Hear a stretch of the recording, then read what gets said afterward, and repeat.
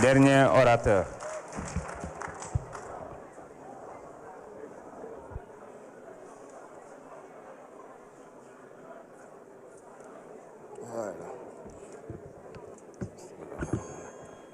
Merci beaucoup, Monsieur le Président, Monsieur le Premier ministre, Mesdames et Messieurs les membres du gouvernement, chers collègues, maa ngi leen di nuyu.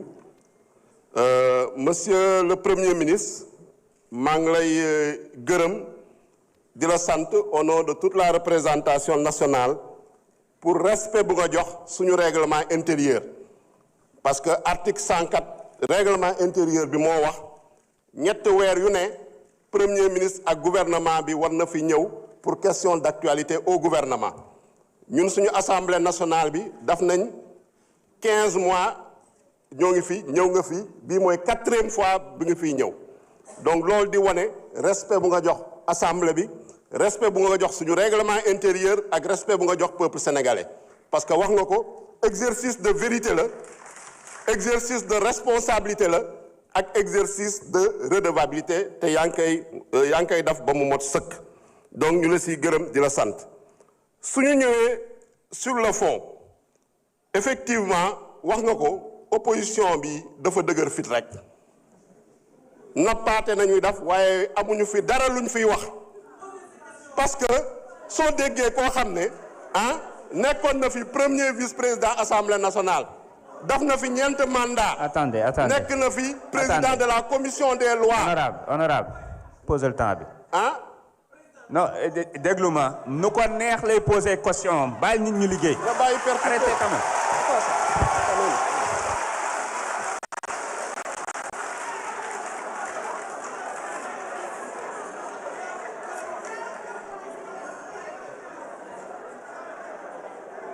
Vous ne pouvez pas venir ici, dire le pouvoir et refuser qu'il parle de l'opposition. Il faut arrêter quand même. Laissez-le terminer.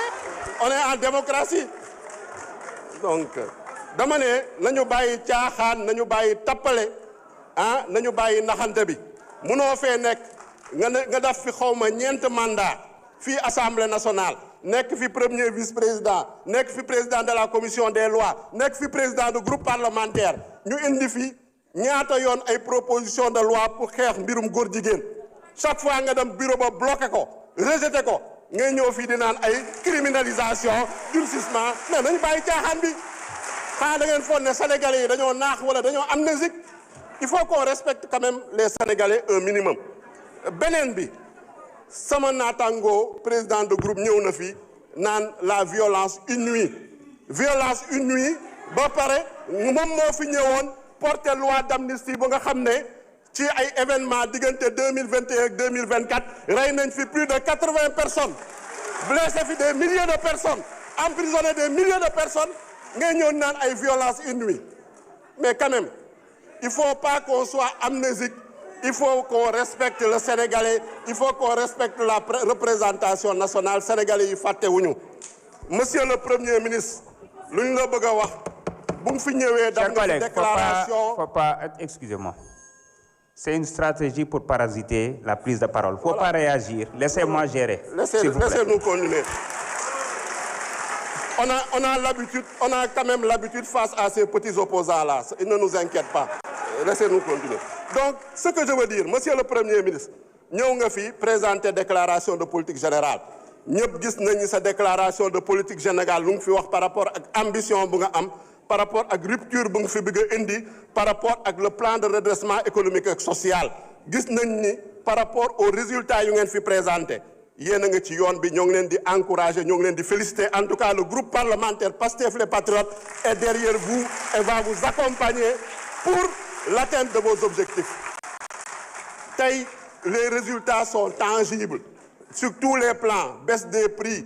wàññi nañu carburant bi wàññi nañu électricité bi ba pare wis leen dolli ci gagné Coupe d'Afrique des Nations donc lan ngeen bëggati nañu waxane dëgg bàyyi leen caaxaan yi ak tappale yi respecté ñu mënoo fee ñëw non mais nañu respectante rek lu ma bëgg a wax mooy ni monsieur le premier ministre ñoo ngi leen di encourager ci dynamique bi ñëpp comprendre nañ ni on est dans une phase de redressement nag lépp luñ ci soxla daf leen ko en termes de résultats en termes de moyens incha allah assemblée nationale bi dina leen ko jox lu ci des nag continuez résolument vos chemins la caravane avance les chiens aboient la caravane passe et je dirais même les chiots aboient la caravane passe donc monsieur le premier ministre benn question rek laa amoon lu mu lay poser ci contexte redressement économique et social bi ban message nga bëgg a adresser aux Sénégalais ban message nga bëgg a adresser au peuple sénégalais parce que ñoo ñu amal solo c'est pas ces petits opposants là ak c'est vraiment je vous remercie.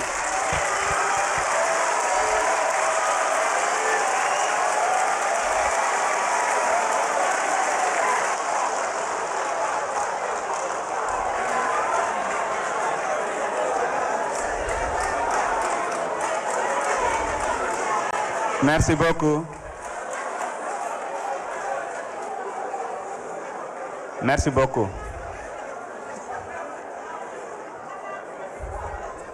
S'il vous plaît. Monsieur le Premier ministre, vous avez la parole pour 20 minutes.